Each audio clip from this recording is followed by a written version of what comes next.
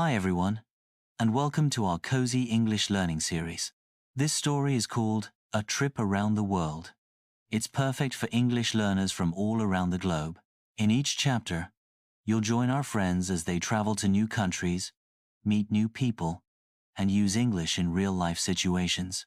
So grab your favorite snack, get comfortable, and let's start this exciting journey together. Hodge. It was a quiet Saturday afternoon in the small town of Maplewood. The sun shone warmly through the windows of Lily's kitchen. She and her two best friends, Jamal and May, sat around the table, sipping iced tea and laughing about their week. "I wish we could take a break from everything," May sighed, brushing her long black hair behind her ear. "School, work, just pack our bags and go somewhere far." Lily, always the dreamer, smiled. "What if we could go everywhere? Imagine traveling around the world. Paris, Tokyo, Rio," Jamal chuckled. "With what money? My wallet has 2 receipts and a gum wrapper." Just then, Lily's phone buzzed. She gasped. "What is it?" May asked, leaning in. Lily's eyes widened. I think we just won a contest. A travel contest. I entered it online last month. The prize is a trip around the world for 3 people." "No way," Jamal shouted, jumping up so fast he knocked over his chair. Lily read the email again. "Plane tickets, hotels, and food are all included. There's one rule: we have to speak English during the whole trip, at every stop." May blinked. "Well, English is the only language we all know." Jamal laughed. "We're already halfway there." The 3 friends hugged each other tightly. Their hearts were racing. None of them had traveled far from home before. This was something they only saw in movies. Later that evening, they sat down together to plan. "The first stop is London," Lily said, showing them the map. "We'll be there for 5 days. Then Paris, Rome, Cairo, and wait, Bangkok too."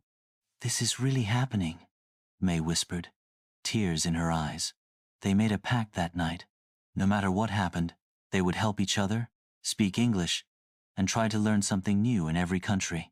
The next day, with backpacks full of dreams and a little fear, they boarded the plane. Lily sat by the window, her heart pounding. Jamal passed her a piece of gum. May pulled out her English phrasebook, smiling nervously. "Next stop," Lily whispered. "London." And as the plane lifted into the sky, their journey around the world began with English as their guide. The plane touched down at Heathrow Airport early in the morning. Outside the windows, clouds hung low over the city, and a light drizzle tapped against the glass. "We're really here," Jamal whispered, pressing his forehead to the window. London. As they walked through the airport, signs in English welcomed them. Arrivals, baggage claim, customs. May pointed at each one, quietly reading them out loud. Lily smiled. Good practice already. They collected their bags and headed toward the exit. A man in a suit held a small sign. "Lily, Jamal, May." "That's us," Lily said, waving. "Welcome to London." The driver greeted them with a warm smile and a British accent. "Hop in. I'll take you to your hotel." In the car, the friends stared out the windows, amazed by the old buildings, red buses, and black taxis. "Everything looks like a movie," May said softly. The hotel was small and cozy, with flower boxes on the windows. The woman at the front desk smiled kindly. "Good afternoon. Do you have a reservation?" Lily nodded.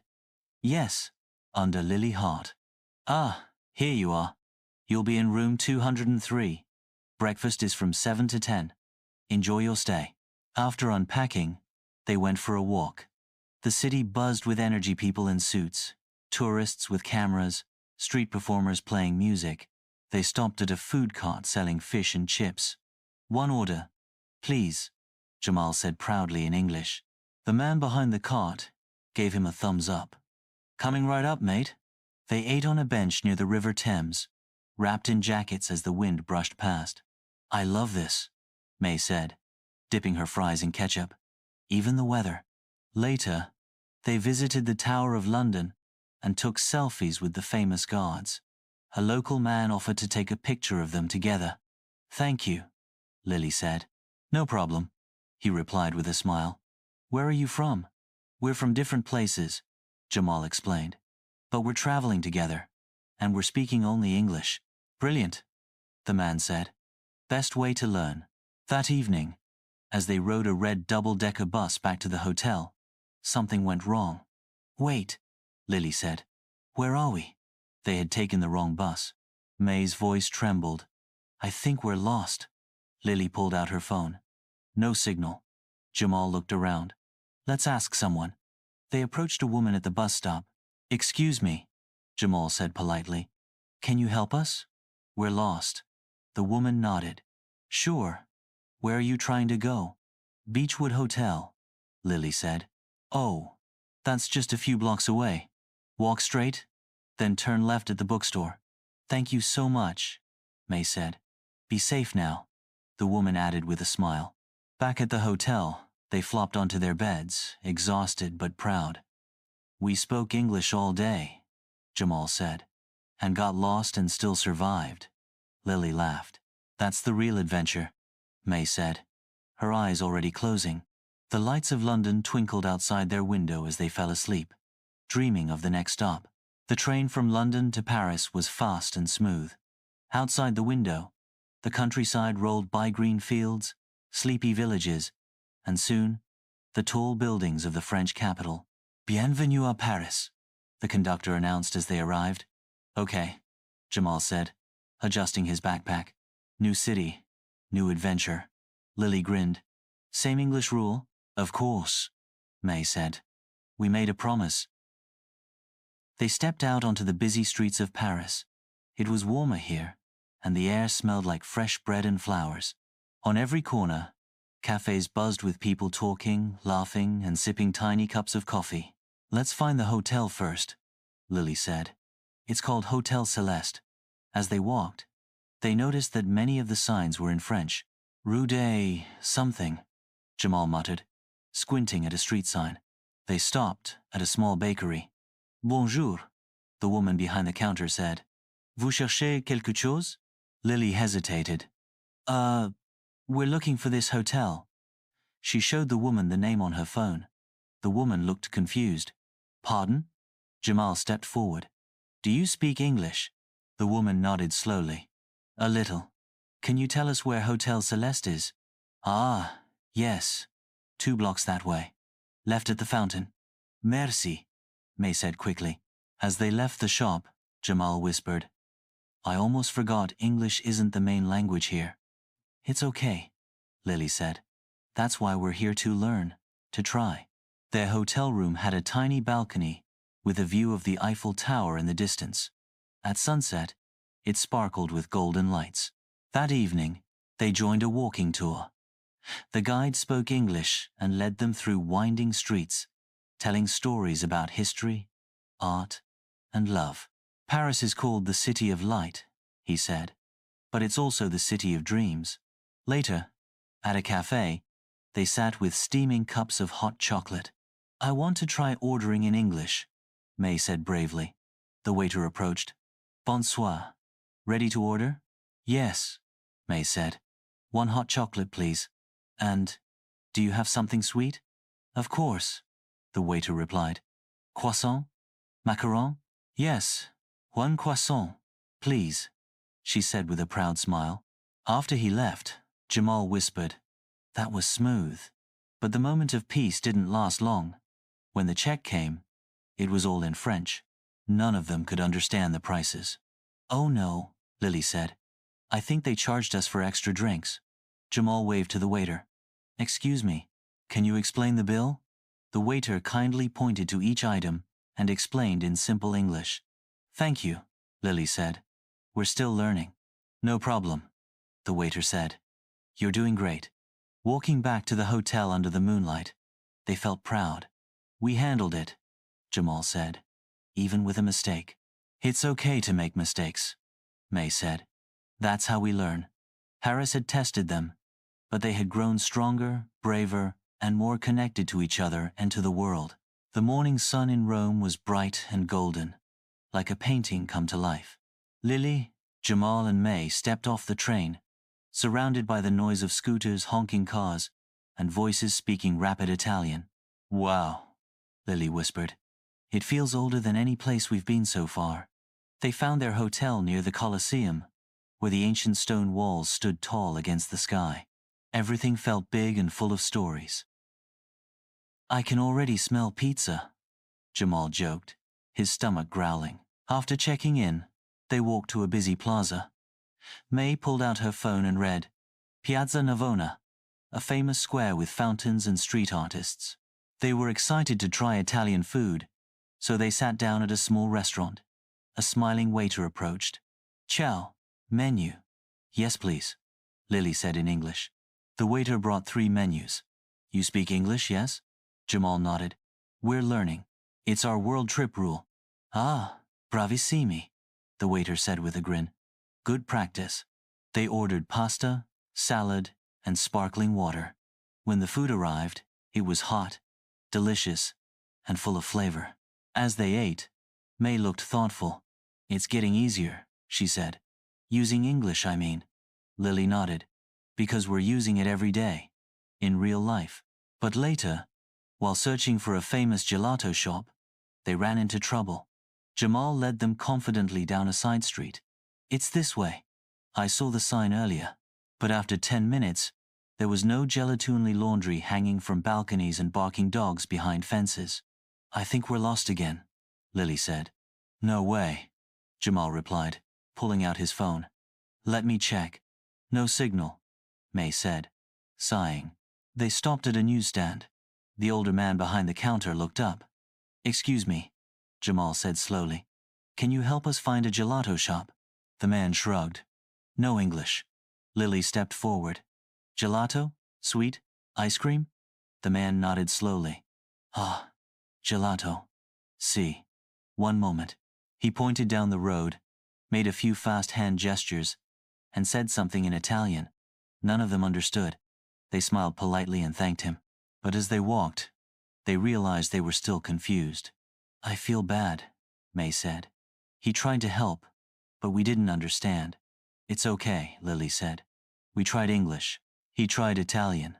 That's communication too. Finally, a teenage girl on a bike passed by. Lily stopped her gently. Hi, do you speak English? The girl smiled. A little. You are lost? Jamal laughed. Yes, we're looking for the best gelato shop. The girl giggled and pointed down the hill. That way. Blue door. Very good.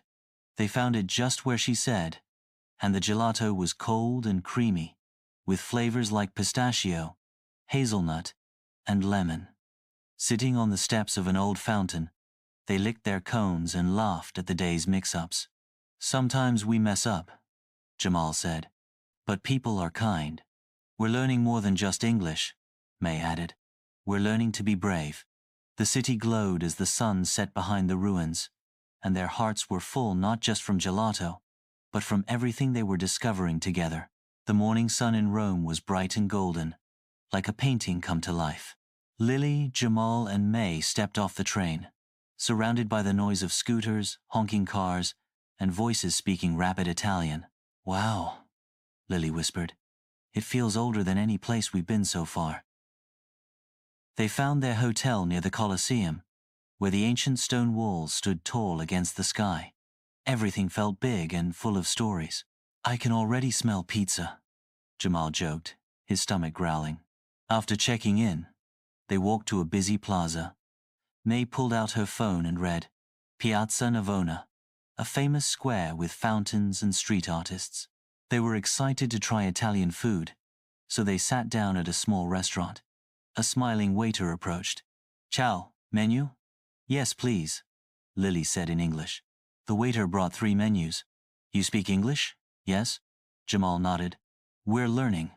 It's our world trip rule. Ah, bravissimi, the waiter said with a grin. Good practice. They ordered pasta, salad, and sparkling water. When the food arrived, it was hot, delicious, and full of flavor. As they ate, May looked thoughtful. It's getting easier, she said. Using English, I mean. Lily nodded. Because we're using it every day, in real life. But later, while searching for a famous gelato shop, they ran into trouble. Jamal led them confidently down a side street. It's this way. I saw the sign earlier, but after 10 minutes, there was no gelatinely laundry hanging from balconies and barking dogs behind fences. I think we're lost again, Lily said. No way, Jamal replied, pulling out his phone. Let me check. No signal, May said, sighing. They stopped at a newsstand.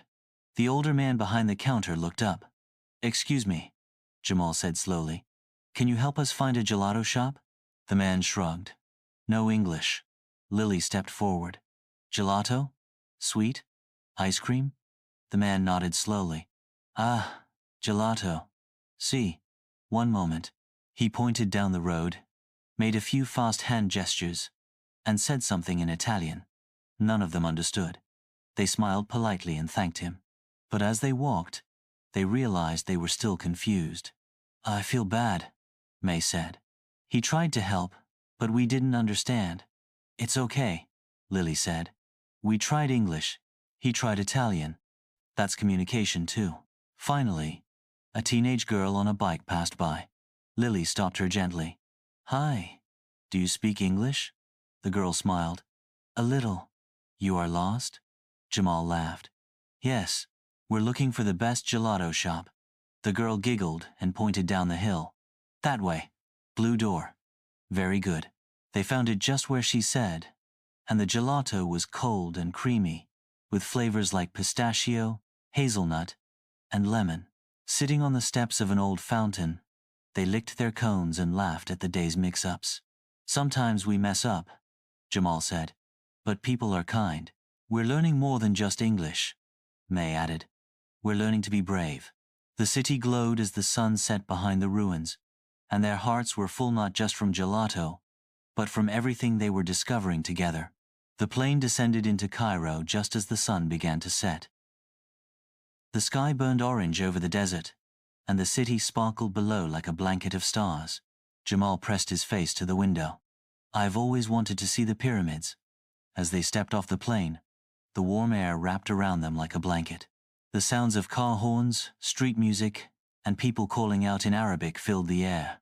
This is so different, May whispered, but exciting. At the airport exit, they found their driver holding a card. Lily, May, Jamal, welcome to Egypt. In the van, they watched the busy streets zoom past. Donkey carts shared the road with cars. Bright shops glowed in the twilight, and kids played football near narrow alleyways. Their hotel was simple but beautiful, with golden lamps and patterned tiles. That night, they climbed to the rooftop and looked out over the city. There's the Nile River, Lily pointed out. And tomorrow we see the pyramids. The next morning, their tour guide, Karim, greeted them with a wide smile. Good morning, my friends. Ready to see something ancient? He spoke clear English with a soft Egyptian accent and made them feel instantly at home. At the pyramids, they were stunned into silence. The size, the mystery it, was more powerful than any photo. Karim explained, these were built over 40 years ago, using no modern machines. How? Jamal asked, eyes wide. Karim laughed. That's still one of the great questions. Later, while walking near the Sphinx, May stepped too close to a roped-off area. A security guard whistled and waved. Oh no, May said, freezing. Did I do something wrong? The guard approached, speaking quickly in Arabic. She didn't understand a word. Karim stepped in. It's okay. He's just asking you to stay behind the rope. May nodded, flustered. Sorry, I didn't mean to. Karim turned to the guard and translated. The man smiled, nodded, and patted May gently on the shoulder. As they walked away, May sighed. I felt so embarrassed. But you handled it well, Lily said. And you stayed calm. English helped, Karim added, and a little kindness. That afternoon they visited a local market. The air was full of spices, music, and color. Vendors called out, trying to sell bracelets, scarves, and small statues. One man waved a necklace at Jamal. Very good price. Real silver. No thank you, Jamal said politely. Where are you from? The man asked. We're travelers, Lily replied. We're learning English. Then practice with me, the vendor said. grinning. They ended up talking with him for 10 minutes. He showed them how to say thank you in Arabic, shukran. That evening, over a dinner of rice, lamb, and sweet mint tea, they reflected on the day. I was nervous about coming here, May admitted. It felt far from everything I know. But now, Jamal asked. She smiled. Now I feel welcomed. Lily looked around at their small table, the sunset, and the city glowing beyond. Wherever we go, she said, people just want to connect. English helps, but it's the heart that really matters. The plane touched down in Tokyo just after sunrise. The city sparkled with light, clean, quiet, and full of motion. Fast trains zipped by, and tall buildings stood next to peaceful parks and ancient shrines. This is it, Lily whispered. Our final stop. The airport signs were in Japanese, but also in English. It was a comfort, but the city still felt new and a little overwhelming. Outside, the air was cool. The streets were neat and full of people moving with quiet purpose. May looked around and smiled. It's like the future and the past at the same time. They took the subway to their hotel, using the English signs to guide them. Inside the train, everyone sat silently. No loud voices, no music. I feel like we should whisper, Jamal said, eyes wide. At the hotel, they unpacked quickly. There was so much to see and taste. That afternoon, they visited a sushi shop, where the plates moved along a conveyor belt. A kind woman behind the counter greeted them in English. First time? Yes, May said. We're trying everything. They tasted rolls with tuna, egg, and even sea urchin. It's weird but good, Jamal laughed. After lunch, they wandered through a park with cherry trees, even though it wasn't spring. The city still felt soft and thoughtful. At a temple, they saw people praying. May watched quietly, then turned to the others. I think I've changed on this trip. Me too, Jamal said.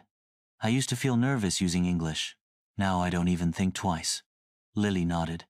I feel more open, like the world is smaller and friendlier. That night, they met a group of local students in a cozy cafe. The students were practicing their English. Let's talk together, one girl said. We are learning, just like you. For 2 hours they shared stories, laughed, and even exchanged social media handles. I think we just made friends for life, Lily whispered as they left. Back at the hotel, the three of them sat on the balcony, looking out at the glowing city. It's hard to believe we've been to London, Paris, Rome, Cairo, and now Tokyo, May said. And we did it all in English, Jamal added. We made mistakes, got lost, and asked a lot of questions, Lily said. But we kept going. There was a long pause as they watched a train roll past below. We should say goodbye, Lily said softly, to everyone following our trip. They opened the camera and sat close together. Lily pressed record. Hey, everyone, Lily smiled warmly. Thank you for traveling with us in this English learning adventure. From London to Tokyo, Jamal added. We used English to explore the world and ourselves. We made mistakes, asked for help, and learned new words in every country, May said. And we hope you've learned with us, too. Lily nodded. English is not about being perfect, it's about being brave, being kind, and staying curious. Jamal held up their small world map, now marked with stickers from each place. And look, we did it together. If you liked this journey, May said, smiling, don't forget to like this video, subscribe to the channel, and keep learning English with us. Because, Lily finished, the world is full of beautiful places, and English can take you there. See you next time, they all said, waving at the camera. Bye.